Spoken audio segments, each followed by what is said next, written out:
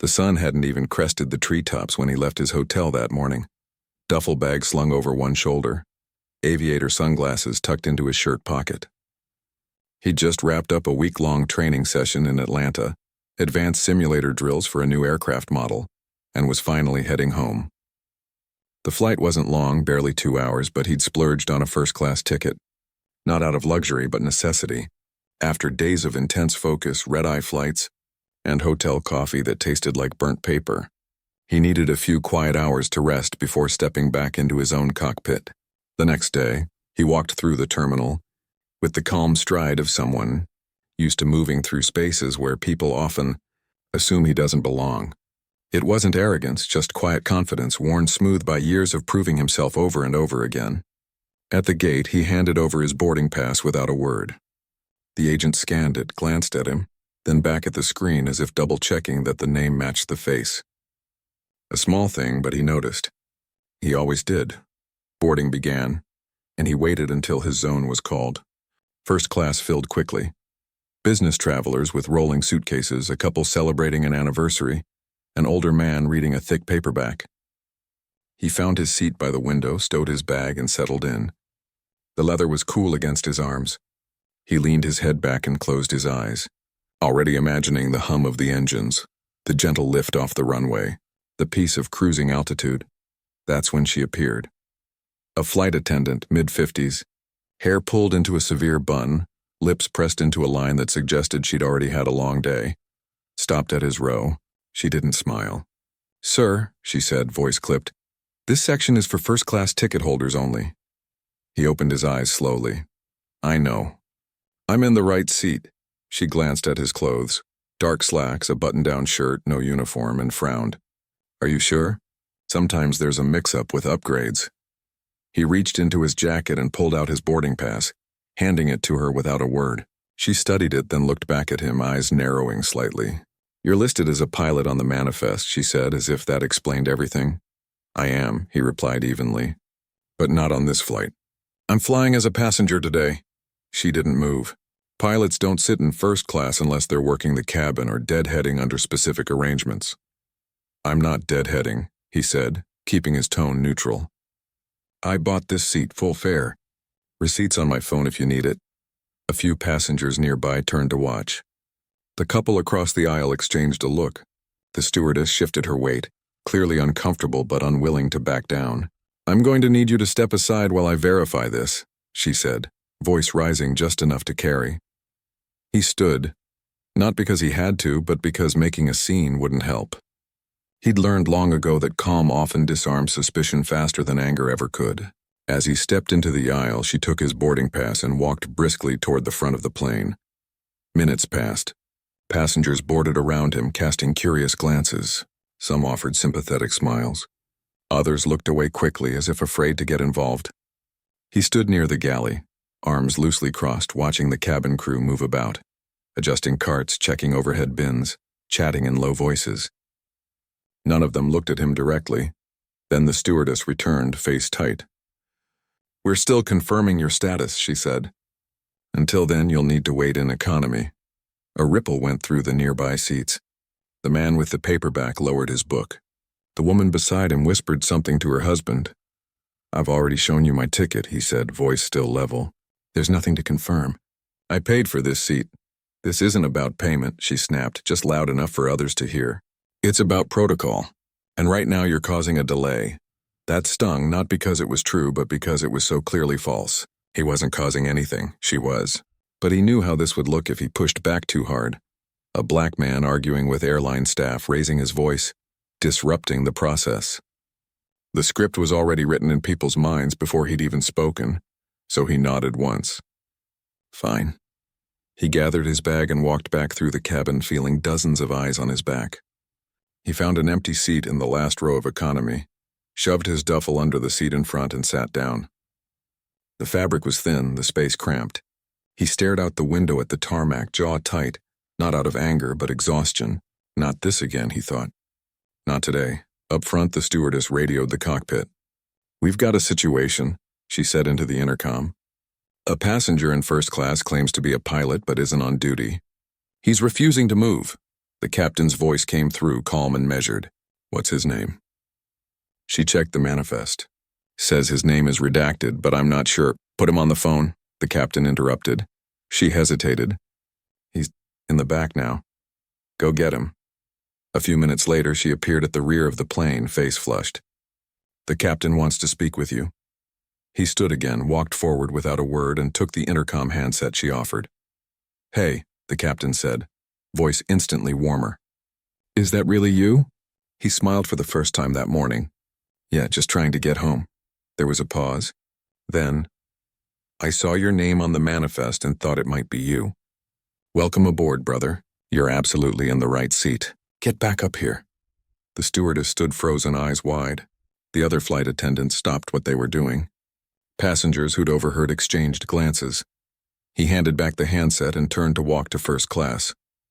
As he passed her, he didn't say a word. He didn't need to. The look on her face said it all. Confusion, embarrassment, and something else he'd seen too many times before. The dawning realization that she'd judged him wrong. And not just a little wrong, but completely. He settled back into his window seat. The engines roared to life. The plane taxied down the runway. Outside, the world blurred into streaks of green and gray as they lifted into the sky. He leaned his head back again, closed his eyes, and finally breathed. But even as the plane climbed, he knew this wasn't over. Not really, because what happened on that jetway wasn't just about one mistaken assumption. It was about the weight of every time someone looked at him and saw everything but who he actually was. And sometimes, no matter how high you fly, that weight still finds a way to pull you down, even if only for a moment. The cabin lights dimmed as the plane leveled off at cruising altitude. Outside, clouds stretched like cotton fields under a pale morning sun. In first class, the hum of the engines was muffled, almost soothing. A flight attendant, different from the one who'd challenged him, quietly offered a warm towel and a glass of sparkling water. He accepted both with a nod, not out of pride, but because he knew this small gesture was her way of making things right without saying a word. Back in the galley, tension hung thick. The stewardess who'd confronted him stood near the coffee machine, arms crossed, avoiding eye contact with her coworkers.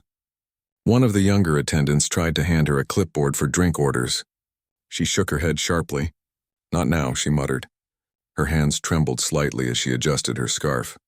Up front, the captain had already made a call, not to operations, but straight to a senior manager he trusted. We've got a situation, he said quietly into his headset, voice low enough that the co-pilot couldn't hear. One of our own was treated like he didn't belong on his own airline. I need you to log this, properly. Meanwhile, a few rows behind, a woman in seat 12B pulled out her phone. She hadn't recorded anything, she wasn't that kind of person, but she typed a quick note in her journal app. Watched a black pilot get questioned like he was sneaking into first class. They didn't believe him until the captain vouched. Sad. Unfair. She paused, then added, he never raised his voice. Not once.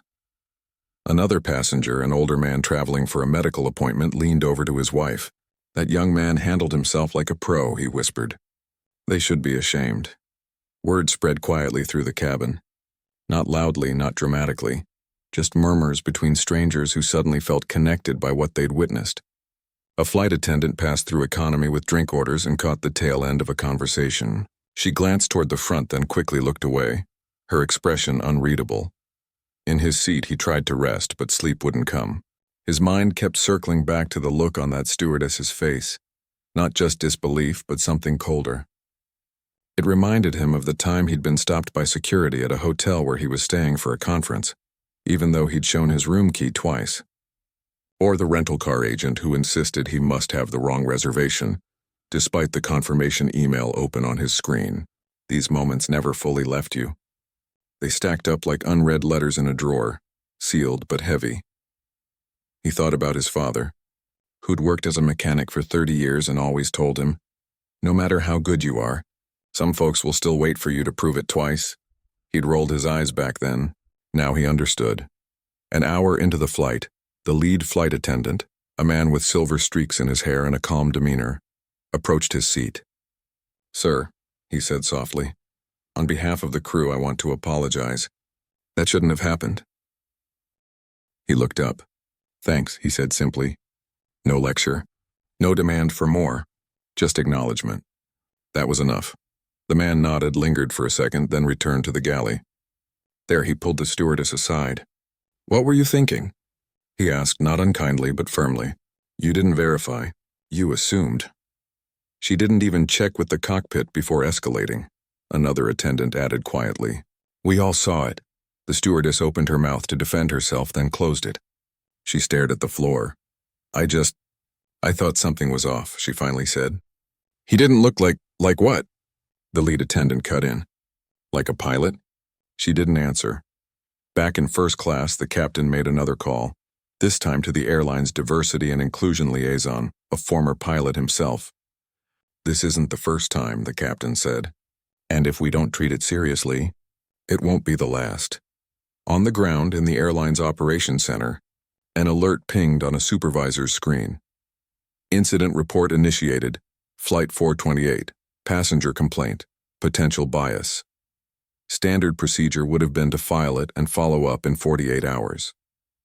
But because the captain flagged it personally, and because the passenger involved was one of their own, the case was escalated immediately. As the plane began its descent, the cabin grew quiet. Passengers buckled their seatbelts. The flight attendant secured the carts. He watched the city lights grow clearer through the window. His city. Home. When the wheels touched down, the usual post-landing bustle began. But this time something was different. Two airline supervisors in dark blazers stood at the jet bridge, tablets in hand. They didn't greet passengers as they deplaned. Instead, they waited. He was among the last to leave. As he stepped off the plane, one of the supervisors approached. "Sir, could we speak with you for a moment?" He nodded. They led him to a small private lounge near the gate. Quiet, carpeted with bottled water and chairs that looked like they'd never been sat in. The other supervisor closed the door gently behind them. "We've been briefed," the first one said. "We want to hear your side of what happened." He told them everything, calmly, factually. No exaggeration, no anger. Just the sequence. Boarding, being questioned, being asked to move, the captain's call, returning to his seat. He mentioned how the stewardess never checked with the right department, how she spoke to him like he was trying to deceive her, how the assumption seemed to be that he couldn't possibly belong there. They listened without interrupting, took notes, asked only clarifying questions. When he finished, the second supervisor said, "Thank you." That took grace and honesty. Outside, passengers streamed toward baggage claim. Some glanced toward the lounge, curious. A few recognized him from the flight and gave small nods of respect. One woman even smiled, a quiet, "I saw you and I see you" kind of smile. Back on the plane, the crew was instructed to remain on board. No one spoke as they waited for their own debriefing. The stewardess sat in the jump seat staring at her hands. She knew deep down that this wasn't just about a mistake. It was about a pattern, and patterns once noticed are hard to ignore. As he walked out of the terminal into the warm afternoon air, his phone buzzed. A text from a fellow pilot. "Heard what happened. You good?" He typed back. "Yeah, tired, but good." He hailed a ride, leaned back in the seat, and finally let his shoulders relax. The city rolled by, familiar streets, familiar sounds. He thought about the kids at the aviation camp he volunteered at every summer. Most of them had never met a black pilot. Some didn't even know it was possible. He always told them, "The sky doesn't care what you look like. It only cares if you know how to fly."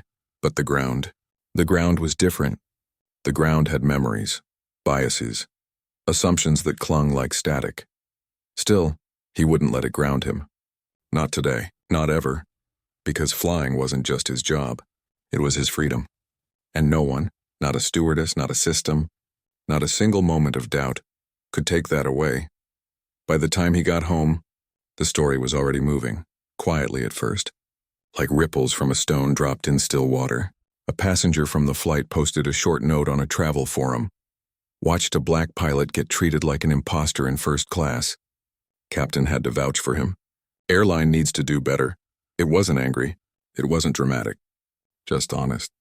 And that honesty caught on. Someone else shared a blurry photo. Just a silhouette near the galley, but the caption read, "This man paid for first class." was told to move because they didn't believe he was a pilot. Within hours, the post was shared across community groups, pilot forums, and even a few local news tip lines. No faces were shown, no names used. Just enough to stir conversation without crossing into speculation. He didn't see any of it at first. He showered, changed into an old t-shirt and sweatpants, and made a simple dinner: grilled chicken, rice, a side of greens his grandmother always said kept your mind clear. He ate slowly, listening to a jazz playlist his dad used to love. For a few peaceful hours, the world outside his apartment didn't exist, but then his phone buzzed again, this time with a call from his union rep. "Hey," the voice said, warm but serious. "I heard what went down. Corporate's already pulling records. They want to talk to you tomorrow. Voluntary, but it's probably smart to go," he agreed. Not because he wanted attention, but because silence sometimes lets things stay broken.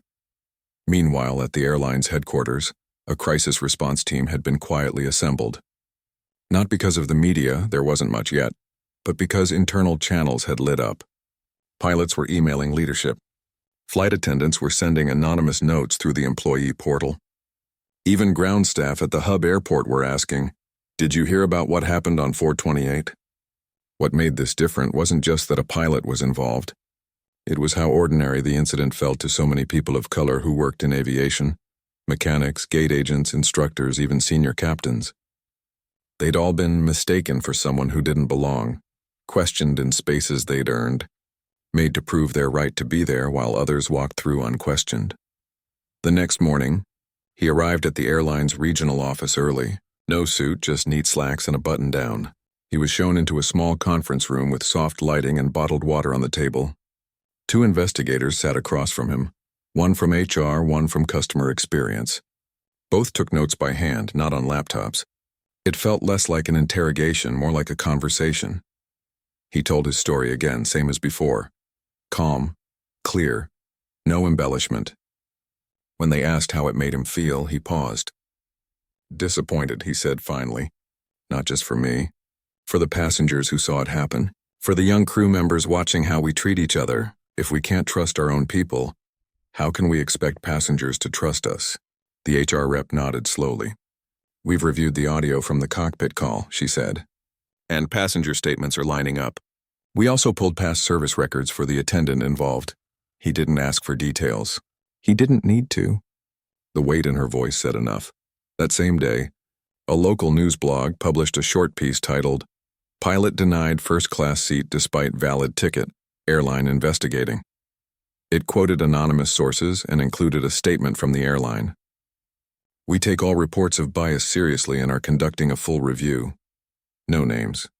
No photos, just facts. But facts, when shared widely, have a way of becoming fuel. By evening, a video surfaced, not from the flight itself, but from a passenger who'd recorded a short clip after landing, describing what she saw. She didn't show anyone's face. She just spoke to her phone, voice steady. "I've flown first class dozens of times. Never once been asked to prove I belong. Today, a man who literally flies these planes was treated like a fraud. That's not protocol. That's prejudice." The clip got thousands of views overnight.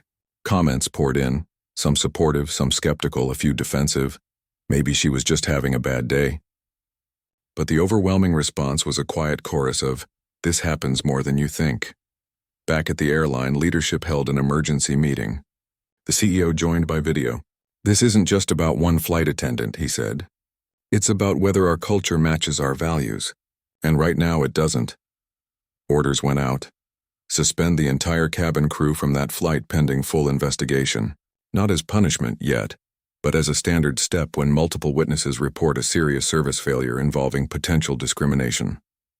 It was unusual but not unprecedented, and in this case, necessary. The stewardess got the call that night. She sat on her porch for a long time afterward, staring at her hands. She'd worked for the airline for 17 years. Never had a formal complaint. But now, as she scrolled through the growing online conversation, she saw her actions reflected back in ways she hadn't considered. Not as just doing her job, but as part of a pattern that made people feel unseen, unwelcome, doubted simply because of how they looked. She thought about calling to apologize. But she knew words wouldn't fix it. Not yet.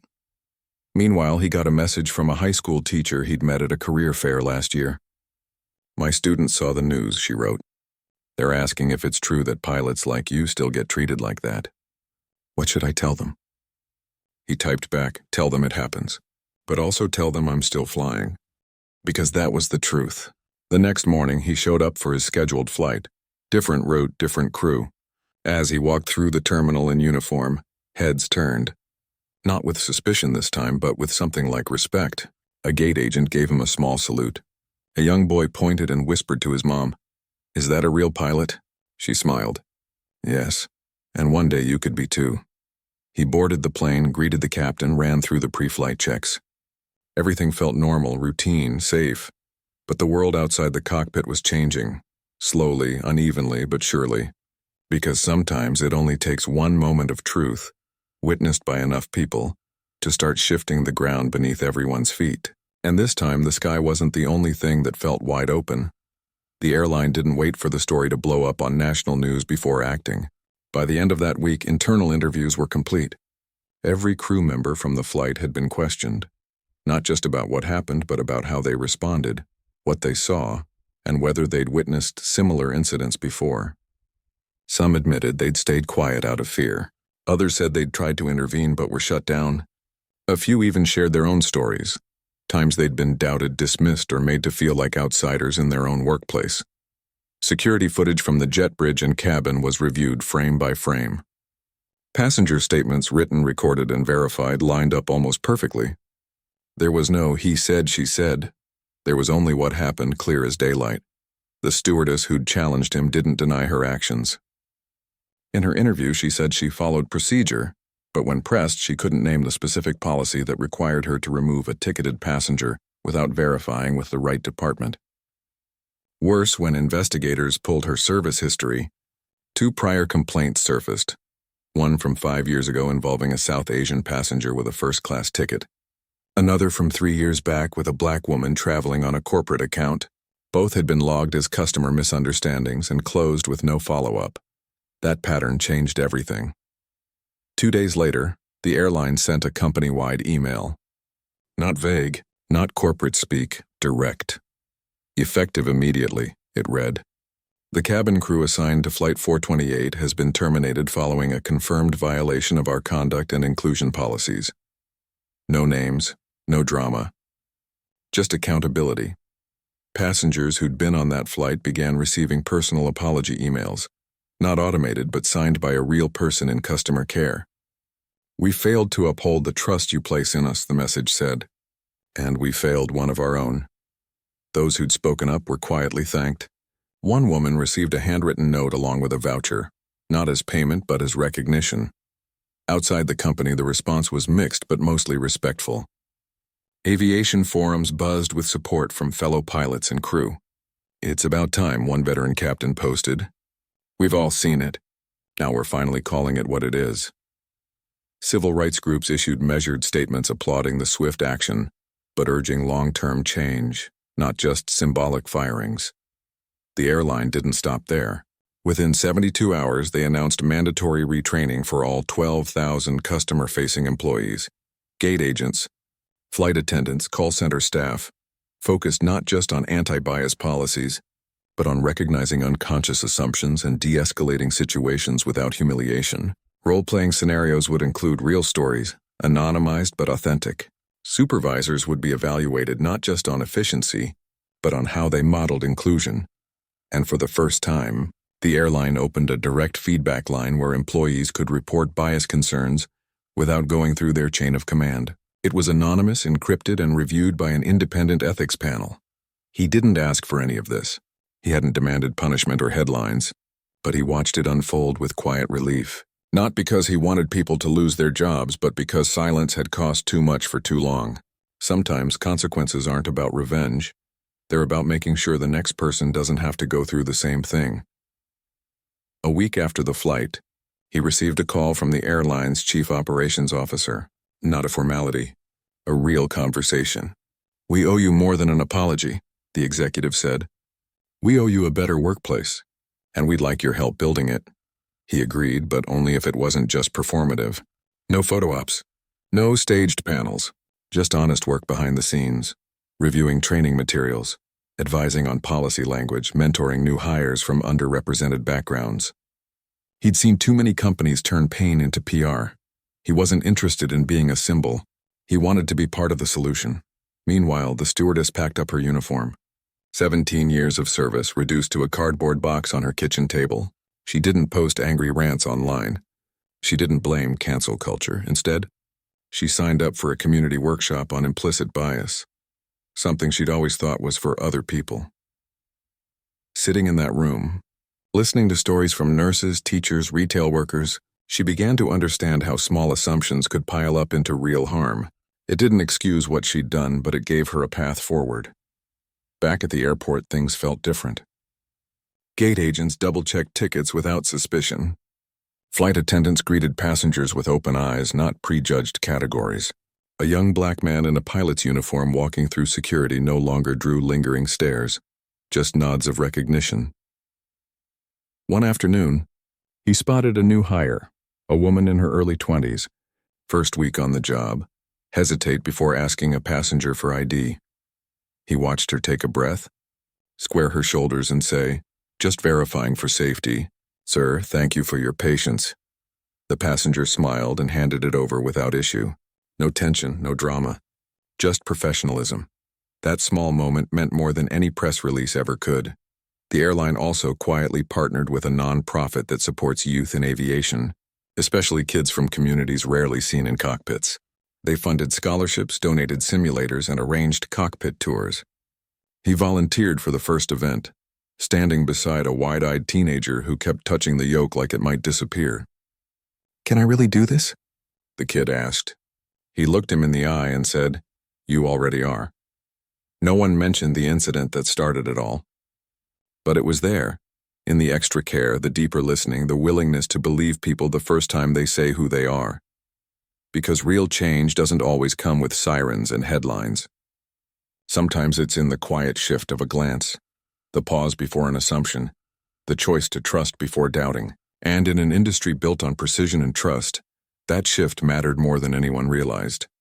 He flew again that weekend. Same uniform, same calm. But this time when he walked through first class, no one questioned his right to be there. Not because they were afraid to, but because they finally saw him for who he'd always been. Not an exception, but part of the team. And that, more than anything, felt like progress. Months passed and the headlines faded. The online posts slowed. Life moved on for most people, back to routines, commutes, quiet mornings with coffee and news. But for him, things had shifted in ways that didn't show up in photos or press releases. It wasn't about fame or vindication. It was about something quieter, deeper, the feeling that maybe, just maybe, his presence could help make space for others like him. He still flew the same routes, wore the same uniform, walked through the same terminals, but now sometimes a gate agent would give him a knowing nod. A young flight attendant would linger after boarding to ask how he got started in aviation. Once a father pointed him out to his son and said, "See that? That could be you." He didn't hear it directly, but he saw the boy's eyes light up, and that was enough. He turned down most interview requests, not out of pride, but because he didn't want his story reduced to a single moment of conflict. He wasn't just the pilot who got denied his seat. He was the one who kept showing up, kept flying, kept mentoring, kept believing that the sky belonged to everyone who knew how to navigate it. Instead of cameras, he chose classrooms. He started visiting schools, not just elite academies, but underfunded high schools in neighborhoods where kids rarely saw someone who looked like them in a pilot's uniform. He didn't talk about the incident unless asked. Most of the time, he talked about wind shear, navigation, the physics of lift, the calm focus required when things go wrong at 35,000 feet. But more than that, he talked about belonging. People will doubt you before they know you, he told a group of teenagers gathered in a gymnasium one rainy afternoon. They'll look at your skin, your name, your neighborhood, and decide you don't fit. Your job isn't to convince them. Your job is to stay ready, stay sharp, keep learning. Because one day you'll be so good they can't ignore you, and when that day comes, you'll open the door for someone behind you. After the talk, a girl hung back, twisting the strap of her backpack. "Did they ever say sorry?" she asked quietly.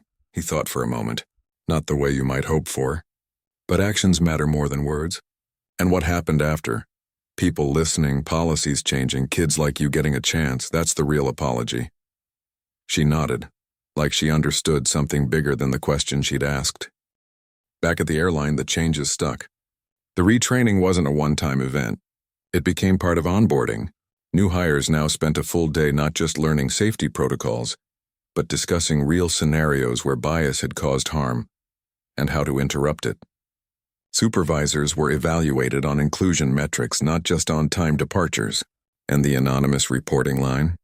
It had already led to 3 internal investigations, 2 coaching plans, and 1 policy rewrite about how passenger verification is handled. The airline never made a big show of it. No glossy ads. No "we've changed" campaigns. They just did the work, consistently, quietly, without needing applause. He kept his promise to help behind the scenes. He reviewed training scripts, suggested role-play situations based on real experiences, and even sat in on a few sessions, not as an authority, but as a peer. The goal isn't to shame people, he told a group of instructors. It's to help them see what they might be missing. One of the most powerful moments came when a veteran flight attendant, someone who'd been with the airline for over 20 years, raised her hand during a session and said, "I used to think I was fair to everyone. But after going through this, I realized I've made assumptions too, not out of hate, just habit." The room fell silent. Then someone said, "Thank you for saying that." And in that moment, real healing began. He also started a small mentorship group, just 6 or 7 young people at a time, interested in aviation but unsure how to start. They met once a month, sometimes at an airport lounge, sometimes over video call. He helped them with applications, connected them with simulators, even arranged shadow days in the cockpit. Most had never met a black pilot before. Now they had one in their corner. One of his mentees, a quiet kid from a rural town, got accepted into a flight academy with partial scholarship. On the day he found out, he called, voice cracking. "I didn't think I had a shot," he said. "But you kept telling me to try anyway." "That's the job," he replied. "Keep going. I'll be right here." Outside of work, life returned to its rhythm. He cooked dinners, called his parents, took weekend hikes to clear his head. But something had settled in him, a quiet resolve not born from anger but from purpose. He wasn't flying just for himself anymore. He was flying for every kid who'd been told directly or indirectly that the sky wasn't for them. One evening, months after the incident, he received a plain envelope in the mail. No return address. Inside was a handwritten note on airline letterhead. "I watched what you did," it read. "Not just that day, but after. You didn't tear anyone down. You built something better. Thank you for showing us how." It wasn't signed. It didn't need to be. He tucked the note into his flight log right between 2 routine entries, a small reminder that change doesn't always roar. Sometimes it whispers, and you have to be still enough to hear it. Years from now, people might not remember the details of that flight, but they'll remember the shift that followed, the extra pause before judgment, the willingness to believe someone the first time they say who they are, the quiet courage it takes to keep showing up in spaces that weren't built for you. And in the end, that's what mattered most, not the moment he was doubted, but everything he did after. Not the seat he was denied, but the doors he helped open for others. Because flying at its core isn't just about leaving the ground. It's about lifting others as you rise, and he was still rising, steady, sure, and soaring. Time has a way of smoothing sharp edges. What once felt like a wound becomes a lesson. What once sparked outrage settles into something quieter, something like wisdom. 2 years after that flight, the story wasn't talked about much anymore, at least not in headlines or heated online threads. But its echo remained, woven into the everyday rhythms of an airline that had chosen to grow instead of hide. He still flew. Not as a symbol, not as a spokesperson, but simply as a pilot, doing his job with the same focus and care he always had. Yet now, when he walked through an airport, he sometimes caught glimpses of change in the smallest places. A new hire greeting a passenger in a hijab with genuine warmth, a gate agent patiently explaining boarding procedures to an elderly traveler, without a hint of impatience, a young black boy pointing excitedly at a pilot walking by and tugging his mother's sleeve like he'd just seen proof that dreams really do take flight. None of it was perfect. Progress never is, but it was real, The airline had kept its promises, not with fanfare, but with consistency. The inclusion training wasn't a box to check once a year. It became part of the culture. Supervisors were held accountable not just for on-time performance, but for how their teams treated each other and passengers. And the mentorship pipeline he'd quietly helped build? It had grown. What started as a handful of students meeting in airport cafes had turned into a formal partnership with 3 community colleges and a national youth aviation nonprofit. Dozens of young people, many from neighborhoods rarely represented in cockpits, were now in training, some already logging flight hours. He didn't take credit. He never did. But he showed up. Every month without fail, he'd spend a Saturday morning at the local flight center answering questions, reviewing flight plans, or just sitting with a nervous teen before their first solo. He knew how terrifying that moment could be, not just the mechanics of flying, but the fear that you don't belong up there. He'd felt it himself, long before that day in first class. One spring morning, he arrived at the center to find a group of students gathered around a small monitor, watching live radar. A storm was rolling in, and one of the instructors was using it as a teaching moment. "See how the wind shifts here?" he said, pointing. "That's where you adjust your approach." The students leaned in, eyes wide, notebooks open. He stood back and watched, arms crossed, a small smile tugging at his lips. This was the work that mattered. Later, a girl approached him. She was maybe 16, wearing a borrowed flight cap 2 sizes too big. "I saw the video," she said bluntly. He raised an eyebrow. "What video?" "The one from the flight. The one where they didn't believe you." He sighed gently.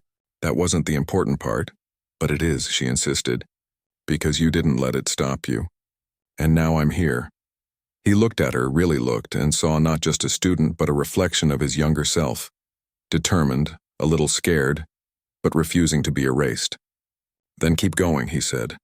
"Don't wait for permission to belong. Just be ready when your turn comes." She nodded like she'd just been handed a map. Back at the airline, something else had shifted. Something harder to measure, but just as vital. Pilots and flight attendants who'd once worked in separate silos now held joint debriefs after tough flights. Not just about turbulence or delays, but about passenger interactions, moments of tension, opportunities to do better. Trust had grown not because everyone agreed, but because they'd learned to listen. Even the stewardess who'd been fired hadn't disappeared into silence. Months after her termination, she reached out, not to him, but to the airline's ethics committee. She'd completed a certification in bias awareness and conflict resolution. She asked if there was any path back, not to her old role, but to help redesign training from the inside. The request was reviewed carefully. No guarantees were made, but they agreed to a conversation. That alone was a kind of courage. He heard about it secondhand through a mutual colleague. He didn't respond with judgment or praise. He just said, "People can change if they're willing to do the work." And that was that. Life outside work had deepened too. He'd started volunteering with a nonprofit that brought flight simulators to rural schools, places where kids might never see an airplane up close. He remembered his own first time in a cockpit, how the controls felt heavy and alive in his hands, how the world shrank to just him and the sky. He wanted others to feel that awe, that possibility. One afternoon, after a long flight, he drove out to a small town an hour from the city.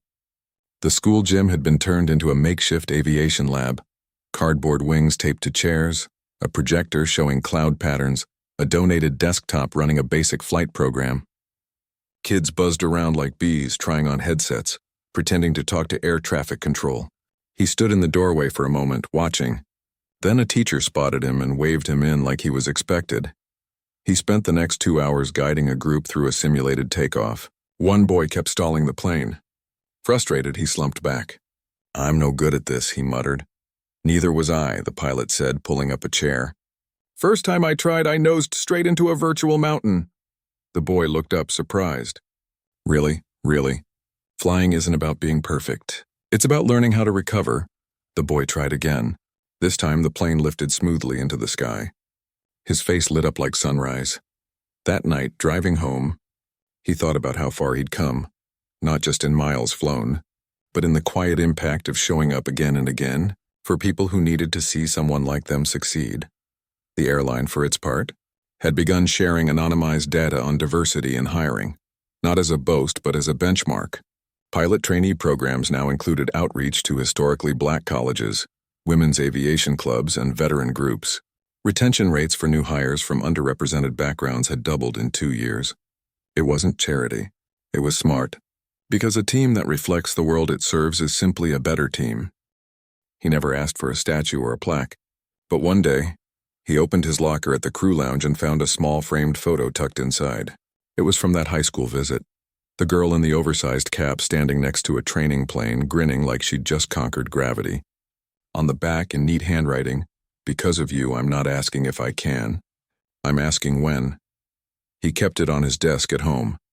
Years from now, when people look back on that moment, the denial, the call, the firings, they might see it as a turning point. But he knew the truth. Real change doesn't happen in a single day. It happens in the choices made afterward. In the training sessions attended, the apologies offered, the hands reached out to pull someone else up. He still flies early morning routes sometimes. Still loves the quiet hum of the engines, the city lights fading below, the first light breaking over the horizon. And when he glances in the mirror of the cockpit, he doesn't see a victim or a hero. He sees a man who stayed true to his craft, who used a painful moment to build something better, not just for himself, but for everyone who comes after, and that, more than any headline or policy change, is the legacy worth flying for.